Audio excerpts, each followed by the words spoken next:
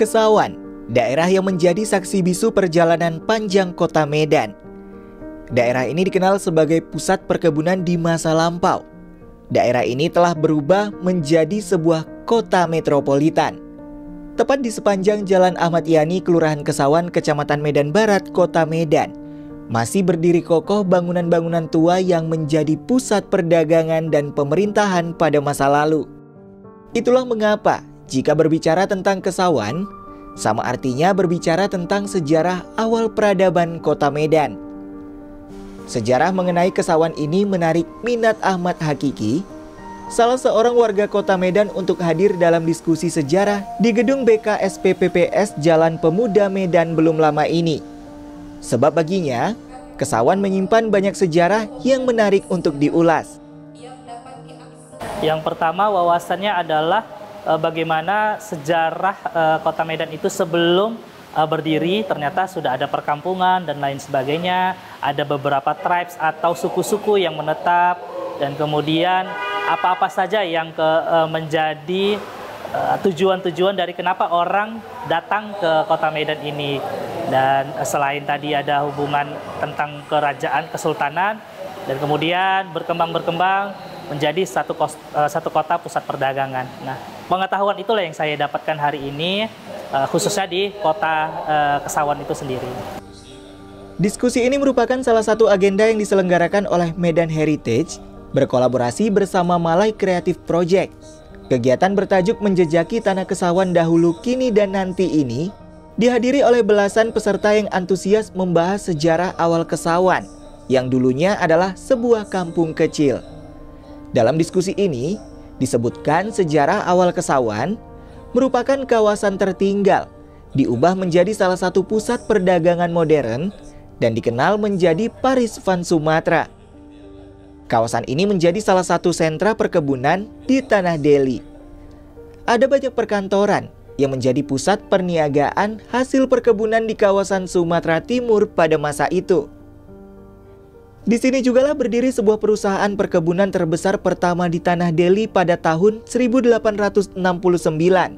Perusahaan ini bernama The Deli Maskapai dan didirikan oleh Jacob Nienhuis, salah seorang pengusaha tembakau asal Belanda bersama sejumlah rekannya.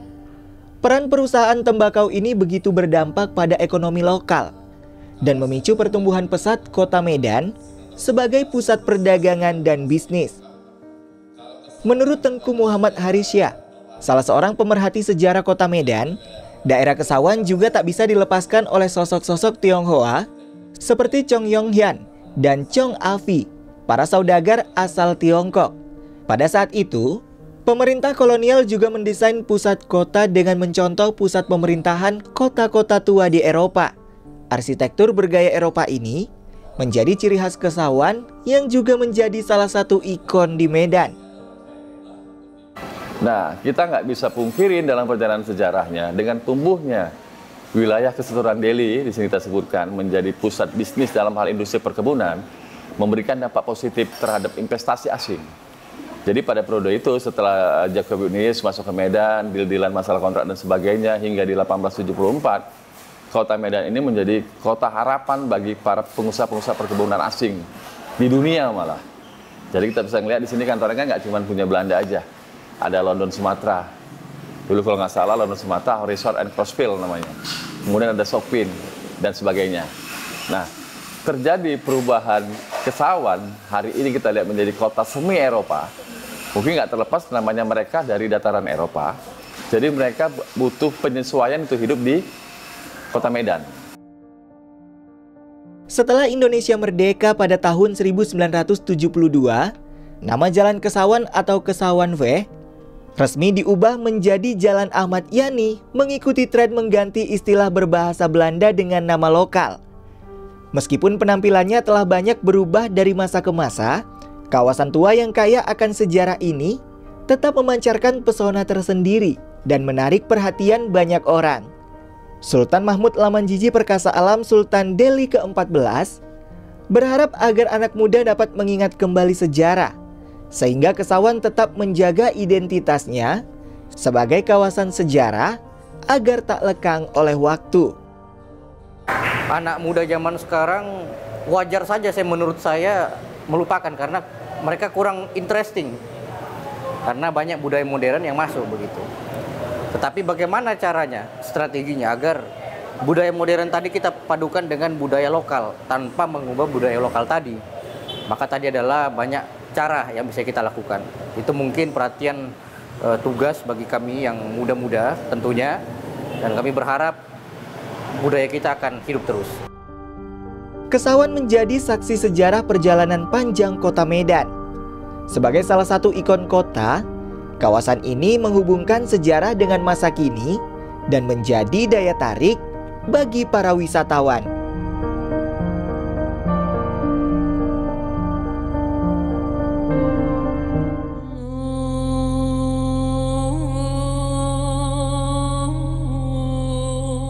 Pemirsa, di Sumatera Utara ada sejumlah gunung berapi yang statusnya masih aktif hingga kini. Salah satunya adalah Gunung Sibayak. Gunung yang berlokasi di kawasan Kabupaten Karo ini berada di ketinggian sekitar 2.212 meter di atas permukaan laut. Meskipun masih aktif, Gunung Sibayak masih menjadi salah satu destinasi wisata favorit masyarakat. Karena di kawasan ini terdapat sejumlah sumber air panas alami yang diyakini memiliki khasiat penyembuhan dan perawatan tubuh, serta menjadi tempat bagi orang-orang untuk mencari ketenangan. Selain pesona alam yang indah, kawasan Gunung Sibayak juga menyimpan cerita tentang kekayaan tradisi, budaya, dan sejarah yang lahir dari keberadaan ekosistem gunung api, seperti cerita rakyat Lau Debuk-Debuk dan Uruk Partek-Teken. Cerita ini masih lekat dan terjaga dengan baik oleh masyarakat yang tinggal di kawasan Gunung Sibayak, yakni Desa Semangat Gunung, Kecamatan Merdeka, dan Desa Daulu, Kecamatan Brastagi. Iya, betul sekali. Karena walaupun dia membuat satu bangunan bertingkat, dia itu tetap mempunyai rumah adat. Seperti kita tengok di Pariban. Saya sering tengok itu kan di Pariban itu. Dan lain itu dia membuat bangunan itu dan dia nggak lupa membuat adatnya gitu loh. Dia ada membuat kelestarian budaya. Walaupun nggak seperti ritual. Kalau ritual ini kan nggak bisa kita sewena-wena, ya kan. Dia ada mempunyai tempat seperti ini, Pancur ini. Inilah cerita tempat kalau udah dia berobat ke situ. Ini kepercayaan kita masing-masing, ya kan. Udah berobat dia, seandainya ada mimpi dia, mimpi buruk apa segala macam, dia mandi di sini. Di sinilah dihanutkan semua apa daging ini, penyakit dagingnya ini, gitulah kepercayaan kita. Belum lama ini sejumlah seniman asal kota Medan melakukan napak tilas ke sejumlah titik di Desa Semangat Gunung dan Desa Daulu, Kabupaten Karo. Tujuannya adalah untuk melihat upaya masyarakat menjaga kelestarian alam dan budaya. Lokasi yang mereka kunjungi adalah Simantek Kute, atau lokasi tempat pendiri kampung atau leluhur zaman terdahulu, dan pemandian air soda si Debuk-Debuk. Ya, karena saya melihat bahwa kebudayaan-kebudayaan yang berangkat dari leluhur, dari nenek moyang kita yang menciptakan kearifan-kearifan lokal, ini memang harus didistribusikan ke halayak, ke publik, agar kita sendiri yang sebagai penerus dari leluhur kita itu bisa memahami tentang tanah yang kita tempati, tentang wilayah yang kita tempati gitu. Kegiatan napak tilas ini merupakan bagian dari rangkaian kegiatan pertunjukan teater sinematografi berjudul Tendi Karo Volcano beberapa waktu lalu. Kegiatan napak tilas ini dilakukan oleh seniman dari Rumah Teater Mata untuk menggali kisah tentang keselarasan alam dan budaya, serta kehidupan masyarakat yang ditampilkan dalam sebuah pagelaran. Harapannya memang situs-situs tadi itu bisa terawat dengan baik dan kembali natural gitu. Contohnya yang kita datangi terakhir, sebetulnya seperti itu gitu. Merawat situs itu, jangan sampai di Lau Debuk-Debuk sudah keramik, sudah hilang ininya, udah hilang jejak sejarahnya, sudah hilang jejak artefaknya.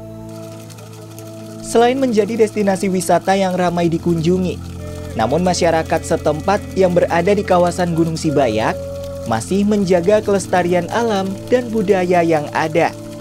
Karena menjaga budaya, sama artinya menjaga identitas bangsa.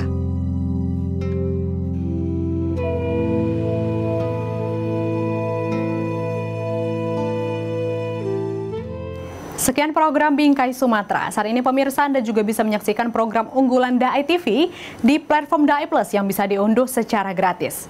Dan saksikan konten inspiratif serta menenangkan hati dimanapun dan kapanpun. Tetap semangat menyebarkan kebaikan. Saya Winnie Nenggolan pamit. Sampai jumpa.